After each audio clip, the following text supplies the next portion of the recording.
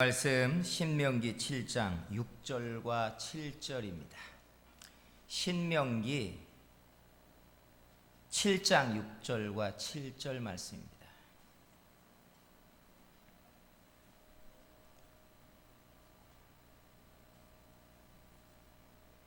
말씀을 봉독해 드립니다. 너는 여호와 네 하나님의 성민이라. 네 하나님 여호와께서 지상 만민 중에서 너를 자기 기업의 백성으로 택하셨나니 여호와께서 너희를 기뻐하시고 너희를 택하심은 너희가 다른 민족보다 수요가 많기 때문이 아니니라. 너희는 오히려 모든 민족 중에 가장 적으니라. 아멘. 할렐루야. 하나님의 은혜가 가득한 예배, 하나님을 영화롭게 하는 예배가 되기를 축복합니다. 하나님의 기쁨 되기를 원합니다 하고 서로 축복해 주세요.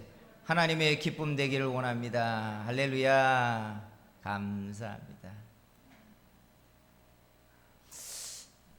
지금도 그렇게 장식을 해 놓으신 분도 있겠지만 예전에 이렇게 규모가 있는 가정을 방문하면 언제나 눈에 보이는 장식장들이 하나 있었어요. 거실이나 아니면 주방의 한쪽에 장식장이 폼나게 탁 있고 그 장식장 안에는 비싸고 멋진 그릇들이 그죠? 탁 이렇게 있고 한쪽엔 또 뭐가 있어요? 양주병들이 이렇게 그런 집들이 대부분 많이 있었어요. 사용하기 편하니까 언제나 꺼내서 그릇을 쓰기 좋으니까 그렇게 장식장에 넣어 놓을 수도 있지만 언제나 제가 느꼈던 거지만 여러분도 같은 심정이겠지만 그렇게 멋지고 비싼 그릇을 장식장에 이렇게 진열해 놓는 이유는 그릇을 사용하는 사람이 자기를 돋보이게 하고 싶어서예요. 나 이런 그릇 쓴다. 그죠? 그리고 더 예전에는 사람들에게 이게 스위스에서 가져온 거라고, 이게 영국의 그 유명한 본 차이나라고 이렇게 자랑하는 말들을 우리들이 좀 했었어요. 사람들이 어쩌면 그런 것들을 통하여서 우리를 자랑하고 싶어하는 마음이 모든 사람들에게 있지 않았을까 싶어요. 성경에 보면 하나님이 자주 우리를 그릇에 비유하여서 말씀한 적이 있어요. 그릇의 원 목적인 음식을 담거나 주인의 의도를 거기에다가 실현시키는 것처럼 성경은 하나님이 우리를 가리켜 그릇이라고 이야기하십니다. 대표적으로 디모데후서 2장 20절 이하에 보면 이렇게 말씀했어요. 큰 집에는 큰 그릇과 은 그릇뿐 아니라 나무 그릇과 질 그릇도 있어. 귀 쓰는 것도 있고 천하게 쓰는 것도 있나니 라고 하면서 그 용도와 사용처에 따라서 재질과 크기가 다른 그릇들을 이야기하면서 그 다음 절에는 누구든지 주인의 쓰임에 합당해지려면 깨끗해야 된다 라고 이야기하고 있다는 것입니다. 이게 세계관과 밀접하게 연결되어 있는 이야기고 신앙의 출발점인 신앙관과도 굉장히 중요한 이야기예요. 세계관을 왜 얘기하냐면 세계관에서 우리가 가장 흔하고 보편적인 기준은 세계관의 중심에 나를 놓는 겁니다. 그죠? 예전에는 이게 서양식 사고라고만 얘기했지만 서양식 사고만은 아니에요. 대부분의 많은 사람들에게 있어서 세계관의 중심은 나입니다. 지구를 중심으로 태양계가 돌아가고 있는 방식처럼 세계관의 중심이 나라는 것은 나를 중심으로 가족, 배우자, 자식, 직장, 세상이 움직여가고 있다는 이야기예요. 이런 구조는 우리가 알다시피 내가 그 중심에서 배제되거나 내가 의미가 없어지면 그 구조는 아무 소용이 없어지는 거예요.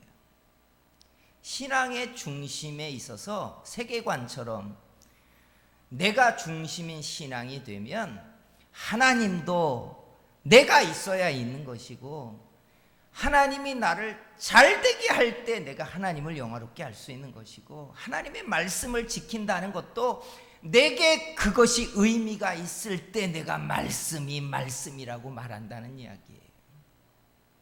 그런데 여러분, 성경을 하나님의 피조물이 그릇이라고 하는 개념을 보면 이게 완전히 뒤집어지는 이야기인 거예요. 우리가 중심이어서 하나님을 영화롭게 할 수 있고, 하나님의 뜻을 실현시킬 수도 있고, 하나님의 은혜가 의미가 있을 수 있다고 보는 게 아니라, 그릇의 관으로 들여다보면 하나님은 하나님의 영광과 의도가 있어서 그릇을 빚듯이 우리를 빚어 놓았다는 거예요.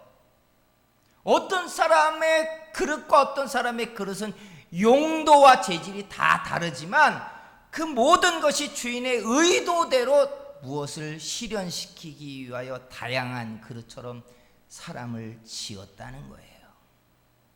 그래서 그릇론으로 보면 세계관의 중심은 하나님입니다. 하나님이 하나님의 뜻대로 세상을 지으셨고 우리를 지으셨어요. 그런데 우리를 지배하고 있는 오래된 지식들과 우리의 뿌리 박힌 사고는 세계관의 중심은 나예요. 내가 없으면 아무 소용이 없다고 해요. 우리가 흔히 하는 말로 네가 잘 돼야 좋은 것이지, 네 입으로 들어가야 좋은 것이지, 네가 쓰는 돈이 네 돈이지, 네가 행복해야 행복한 것이지. 그죠? 우리가 흔히 듣는 이런 이야기들은 신앙, 세계관 중심에 언제나 내가 있는 거예요. 그리고 이걸 만족시키기 위하여 하나님을 어떻게 갖다가 일방적으로 몰아붙이느냐? 좋으신 하나님이 언제나 나를 잘되게 하시고 내 편이시고 나를 세우시는 하나님. 얼마나 우리 많이 들었어요. 저도 이런 설교 많이 합니다. 그런데 이렇게 일방적으로 하나님을 세계관 중심에서 내 쪽으로만 붙여놓고 나면 내가 그릇이라는 생각을 잊어버립니다. 어떤 사람은 금 그릇일 수 있고 어떤 사람은 작은 토기 그릇일 수도 있는데 다 금 그릇이 되어야 된다고만 생각을 하는 거예요. 그래서 신앙의 중요한 출발점이 바로 여기서 시작됩니다.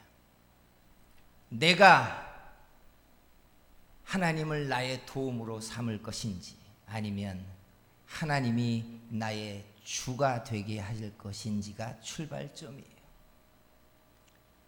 신앙을 고백하고 세례를 받을 때 이렇게 세례를 받습니다. 그 피의 죄사함을 받고 옛사람은 십자가와 함께 못 박혀 죽고 주님과 함께 다시 산 나는 예수 그리스도가 나의 주가 되어 내가 주를 쫓아 주의 말씀을 순복하여 살겠다고 고백해요. 그래서 예수님을 주여라고 부르는 것입니다. 주여라고. 나의 주인이고 내가 하나님의 사람이고 하나님의 그릇으로 쓰여지겠다는 이야기예요. 사랑하는 성도 여러분, 우리가 내가 필요하고 내가 원함이 생길 때 신앙이 뜨거워지고 간절해지는 건 맞지만 근원부터 찾자면 우리는 하나님의 피조물이고 그의 그릇들입니다. 오늘 우리가 말로만 주여 주여 하는 사람들이 아니라 주님이 우리의 목자가 되시고 주인이 되셔서 통치하고 다스리시는 그런 신앙을 고백하는 사람들이 되기를 주의 이름으로 축복합니다. 오늘 우리가 읽은 이 본문에 그래서 중요한 말씀들이 담겨져 있어요.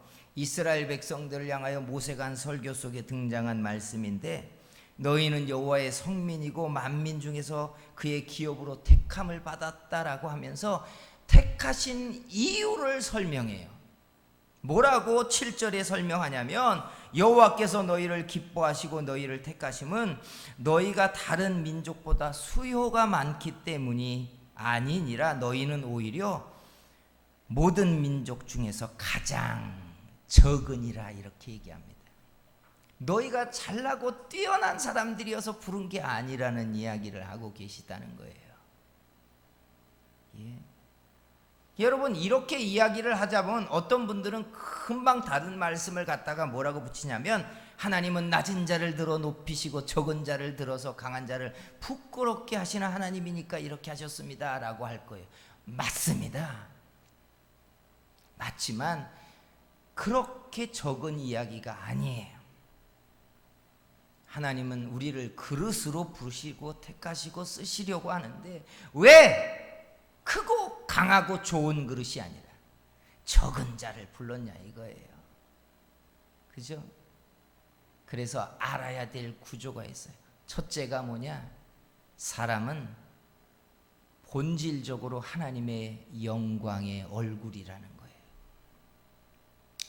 우리가 크냐 좋냐, 빛나냐 빛나지 않느냐는 우리 기준이에요. 본질의 기본은 사람을 하나님이 지으실 때 그 출발이 하나님의 낯을 빛내고 영광을 위해 지었다는 거예요. 그래서 여러분, 사람에게 있는 귀소 본능, 본능의 근원은 창조주가 드러난다는 사실이에요. 우리가 다 부모에게 자식이었잖아요. 그죠?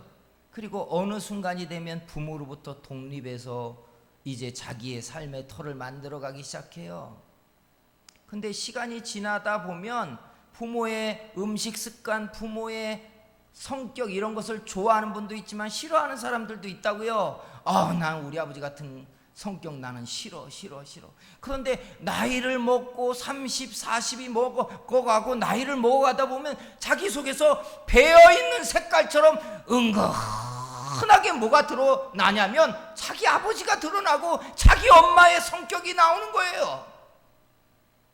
유전자의 본성이 나오는 거예요. 이처럼 사람에게 있는 신앙적 귀소 본능이 뭔 줄 아십니까? 창조주에게서 우리가 시작되었기 때문에 신앙이 있든 없든 자기가 돌아가야 될 하나님의 나라에 대한 귀소 본능이 모든 사람에게 일어나요. 그래서 죄 문제가 해결되지 않은 상태에서 죽음은 두려움입니다. 공포입니다. 그래서 죽기 싫어해요. 저와 여러분들이 하나님을 아버지라고 부르고 아버지의 말씀이 우리에게 영향력을 만들어내는 힘인 이유는 우리의 출발이 아버지께로 시작됐기 때문에 그래요. 아버지가 우리의 근원이기 때문에 그래요. 그러니까 이 말은 뭐냐면 우리는 살면 살수록 본질적으로 아버지의 낯빛을 드러내는 존재라는 말이에요. 드러낸다고요.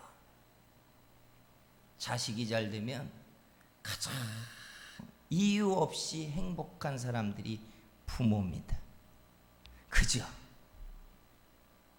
여러분이 잘 되면, 출세하면 여러분의 배우자나 자식들이 좋아하는 것보다 아무 이유 없이 행복해하는 분들이 부모예요. 예, 부모예요.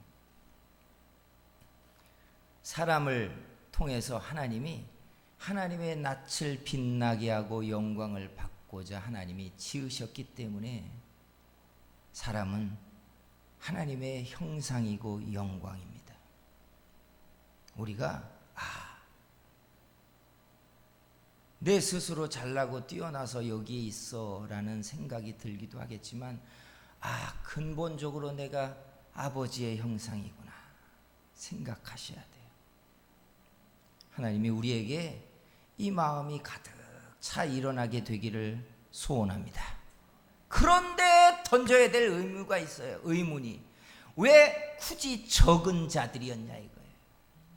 역사적으로 보면 이스라엘은 정말 초인류 강대국 양쪽 바벨로니아 지역과 이집트 지역 사이의 초생딸 지역에 그것도 강대국의 눈치를 보면서 살고 민족이 더 이상 번성할 수도 없는 그 적은 지역에 거기에 묶여 살도록 그들을 적은 자로 만들어 놨냐 이거예요. 여기에 의문이 있잖아요. 아니 좀 큰 자가 돼서 당당한 자가 돼서 예수 믿는 사람들이 뭐든지 잘 됐다고 하면 얼마나 좋겠어요. 근데 하나님이 딱 마치 문턱처럼 넘어갈 수 없는 경계를 만들어서 이집트 같이도 못하게 하고 바벨론 같이도 못하게 하고 강자들 사이에서 뻑하면 쥐어 터지면서 약자로 언제나 그들을 살게 적은 자를 불러놓으셨냐 이거예요. 우리 생각에는 로마를 하나님이 사로잡으셨다면, 그 당시에 페르시아를 국교화시켰다면 얼마나 큰 복음화가 됐겠어요. 그런데 그렇게 하지 않잖아요. 하나님이 적은 자를 불러서 세우신 이유는 뚜렷해요. 역사적으로 들여다보면 권세작은 가진 자가 하나님의 영광이 된 적이 거의 없습니다. 큰 능력자가 하나님의 영광을 나타낸 적도 별로 없어요. 아니 솔로몬을 높여놓으니까 결국은 망가지잖아요. 그렇잖아요. 다윗이 순전해서 다윗을 통하여 승승장구를 하게 했더니 그 번성이 100년도 안 갑니다. 다 망가져요. 가나안을 얻기까지 얼마나 그들이 피나는 노력을 합니까? 광야에서 그 박한 만나를 먹고 고기 한번 먹겠다고 애걸복걸했다가 한 달 동안 고기 먹고는 쥐어 터졌잖아요. 메추라기 한 달 먹고는 쥐어 터졌어요. 고기 먹고 싶다고 떼부렸다고. 그렇게 척박한 땅에서 훈련을 받아서 가나안에 들어갔으면 얼마나 믿음을 단련된 사람들처럼 지키고 있어야 했냐고요. 그런데 그게 여호수아가 죽자마자 망가지기 시작해요. 사람이 강한 손과 편팔 같은 능력을 가지고 굳세게 하나님의 영광을 드러낸 적이 별로 없다는 뜻이에요. 큰 나라가 우리가 하나님의 대사가 될 것입니다 라고 선포하고 그 나라가 하나님의 일을 한 나라가 어디에 있어요? 그렇죠? 없어요. 미국이 그 일을 좀 했습니다만 요즘은 그것도 다 허물어져 가고 있어요. 스페인은 세계 정복을 하겠다고 아메리카 대륙에 발을 디뎌가지고 십자가를 앞세우고 개종을 하지 않는 모든 원주민들을 다 짓밟아 죽여버렸어요. 그러니까 믿음으로 개종한 게 아니에요. 칼이 무서우니까 개종을 했어요. 하나님은 적은 나라 적은 사람들을 택하여 놓고 믿음으로 살면 도우시고 지키시고, 번성과 힘을 가지고 망가지면 도리어 그들을 낮추시는 과정을 반복했어요. 왜요? 사람이 그릇이기 때문에 그래요.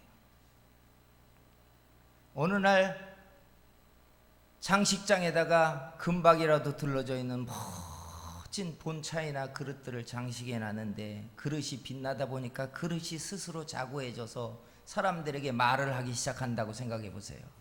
그리고 그릇이 말합니다. 손님들에게 나 접시 하나에 10만 원짜리 그릇입니다. 여러분 이 그릇 얼마짜리인 줄 아세요? 25만 원짜리 그릇이고 나는 스위스에서 왔는데 100만 원짜리 그릇입니다 하고 그릇이 스스로 자고한다고 말해보세요. 여러분 그래서 하나님이 적은 자를 택하셨대요. 큰 자를 통해 영광을 드러내면 좋겠거니와 하나님의 목적은 크냐 적냐에 있지 않고 하나님의 영광이 되는 게 목적이기 때문에 그래요. 그래서 그릇론으로 들어가면 만들어지는 결론이 있어요. 우리는 큰 그릇이 되고 싶고 우리는 좋은 그릇이 되고 싶지만 주님의 의도는 하나님의 영광을 나타내는 그릇이 복이 있는 그릇이라는 이야기예요. 주인의 의도대로 쓰여져야 한다는 거예요. 성도 여러분, 우리가 평생 잊지 말아야 될 게, 내가 하나님의 영광을 담아낼 그릇이구나 하는 걸 알고 쓰임대로 쓰여지려고 하는 거예요. 우리가 그릇인 것을 잊지 않는 하나님 사람들 되었으면 좋겠습니다. 그래서 우리가 중심을 잡아야 될 것들이 있어요. 그게 뭐냐? 첫째, 크냐 적냐의 씨름이 아니라 목적대로 살고 있느냐가 첫째예요. 이게 첫째예요. 우리를 끊임없이 미혹하는 것은 상대적 평가 속에 비교를 하기 때문에 넌 얼마짜리야? 나는 얼만데? 하는 상대적 비교 평가를 하고, 그 비교 평가에서 우리가 더 좋은 그릇이라는 거, 능력 있는 사람이라는 걸 내보여주고 싶어요. 그런데 이러면 실패하는 거예요. 어느 날 종지가 말이죠, 은혜를 받았다고 큰 대야가 되겠다고 말해보세요. 그러면 종지가 대야가 되나요? 안 돼요. 종지는 처음부터 종지로 지어졌어요. 예전에 어떤 김포에서부터 어떤 분들이 아말감 이빨이 금이빨이 된다고 집회를 하더라고요. 얼마나 사람들이 미혹을 당하면서도 혹시라도 그런 일이 벌어질까봐 그 집회를 참여했는지 몰라요. 이야, 저는 그게 정말 복음이었으면 좋겠습니다. 진짜 그렇게 설교한 적이 있어요. 그럼 이 말이잖아요. 나는 처음부터 질그릇이었는데 하나님의 은혜를 받으면 재질이 변화되어서 금그릇이 됩니다. 이 말이잖아요. 그래 본 적 있으세요? 성경에 그런 약속한 적 있어요? 태어날 때 나는 나무 그릇이었는데 하나님의 능력과 은혜를 받으면 여러분 우리가 금그릇이 될 수 있습니다. 할렐루야. 얼마나 가슴 벅차게 하는 이야기. 근데 이게 가짜인 거예요. 하나님의 의도는 우리가 지음을 받은 하나님의 의도를 드러내려고 하신 그 그릇을 하나님의 뜻대로 쓰여지게 하는 거예요. 하나님의 목적대로. 사랑하는 성도 여러분, 이 설교가 마음에 차지 않아도 하나님께 영광이 되는 건 바로 이겁니다. 우리가 적은 자여도 능력 있는 자여도 힘이 있는 자여도 힘이 없는 자여도 하나님이 나를 세우시고 하나님의 영광을 드러내고자 하는 바로 그 자리가 가장 내가 빛나는 바로 그 자리입니다. 하나님의 영광이 되려고 하나님 앞에 서시는 사람 되기를 주의 이름으로 축원합니다. 둘째가 있어요. 그게 뭐냐? 하나님의 의도대로 쓰여질 때 빛나고 복이 있다는 거예요. 마귀가 살짝 기복주의로 여기서 바꿔놓은 게 이거예요. 하나님께 빛나고 영광이 되는 건 주인의 의도대로 쓰여지기 시작할 때 주님이 영광을 받으시며 빛나게 하고 복되게 하는 거예요. 빛나고 복된다고 재질이 달라지는 게 아니에요. 복이 있다고 하시는 거예요. 복을 주시는 거예요. 그런데 마귀는 재질이 바뀐다고 말해요.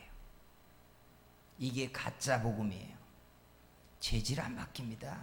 단지 질그릇이었지만 자꾸 주님이 거기에다가 복을 담는 거예요. 금은 보화를 여러분 나무 그릇에 담아 놓겠습니까? 금 그릇에 담아 놓겠어요? 여러분 생각에는 금은 보화를 어디다 담아 놓죠? 아무데나 옆에 여러분 그릇에 밥그릇 같은데 금은 보화 담아 놓나요? 아니죠.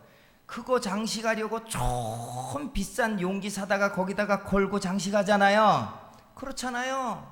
그런데 성경은 뭐라고 얘기해요? 사도 바울이 이걸 깨달았어요. 하나님의 보화가 어디에 담겨 있대요? 질그릇에 담겨 있대요. 이게 영광입니다. 우리는 금그릇이 되어가지고 사람들 앞에도 좀 뻐길 수 있고 빛나고 좋은 사람 되고 싶은데 하나님은 그렇게 그릇이 스스로 빛나는 것이 망가진다는 걸 아니까 그릇이 스스로를 자랑할 수 없는 천하고 부족한 싸구려 그릇에다가 하나님의 보화를 담아서 사람들이 볼 때 그릇을 주목하는 게 아니라 보화를 보게 한다는 거예요.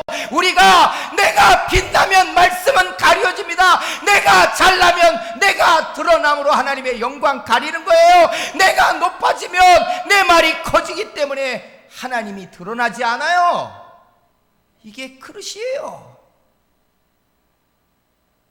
그런데 왜 가짜 복음에 우리가 속아서 그릇이 좋아지려고 하냔 말이에요. 그릇이.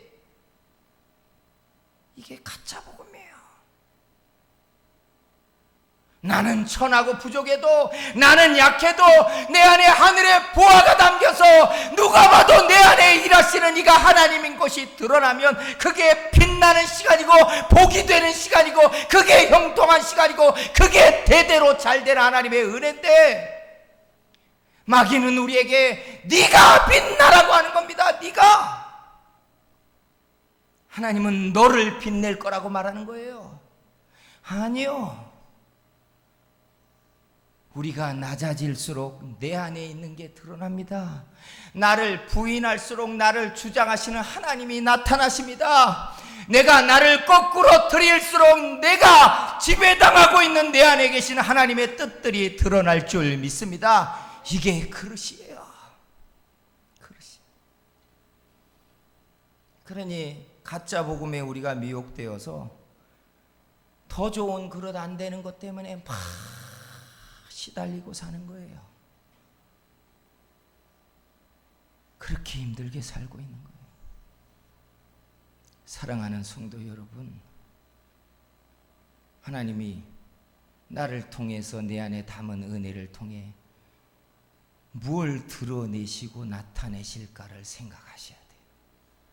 주인의 뜻대로 잘 내 안에 담긴 하나님의 말씀과 은혜를 드러내면 주님이 우리를 자꾸 귀하게 쓰실 것이고 주인의 영광을 나타내는 그릇을 자꾸 더 많이 사용하실 것입니다. 우리 이번 한 주간 동안 우리 안에 있는 말씀과 우리 안에 있는 하나님의 은혜와 우리 안에서 일하시는 하나님의 의도를 자꾸 드러내는 하나님의 그릇들 되기를 주의 이름으로 축원합니다. 기도하겠습니다. 합심해서 한번 기도할게요. 주님, 이번 한 주간 동안 내 안에 계신 하나님과 내가 말씀을 드러내며 내 아버지를 빛나게 하는 한 주간 되게 해 주시옵소서. 하나님, 내가 더 드러나고 내가 더 나서고 내 말을 더 앞세움으로 하나님의 은혜가 가리워지지 않게 해 주시옵소서 하고 우리가 한 번만 주여 삼자 같이 기도